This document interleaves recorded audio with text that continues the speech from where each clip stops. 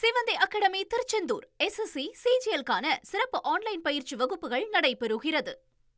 நிறைய வாசகங்களை எழுதி ரீல்ஸு, ரியல் ஆட்சி, கதறல் கேட்கிறதா இப்படியெல்லாம் முதல் கூட்டத்தொடர்லேயே தே ஆர் அப்பிங் தி ஆண்ட் அப்படிங்கிறத பார்க்கின்றோம். வழக்கமாக ஒரு அரசுக்கு ஒரு 6 மாத காலம், குறிப்பாக முதல் சட்டமன்ற கூட்டத்தொடரில் இந்த மாதிரி சர்ச்சைகள்லாம் எழாது. எதிர்கட்சிகள் இந்த மாதிரி பிரச்சனைகளை எழுப்ப மாட்டாங்க.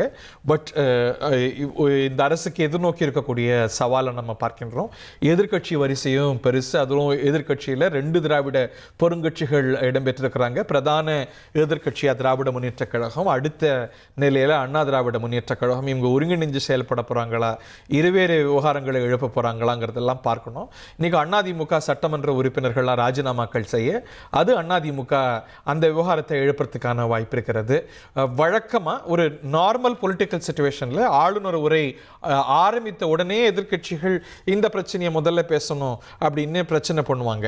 பட் ஒரு புதிய அரசுக்கு அந்த நிலை இருக்காது. புதிய அரசு அப்படிங்கும்போது அப்போதான் இயல்பு செட் ஆகுதுங்கிறத பார்க்குறோம். சிவந்தி அகாடமி திருச்செந்தூர் SSC CGL-க்கான சிறப்பு ஆன்லைன் பயிற்சி வகுப்புகள் நடைபெறுகிறது.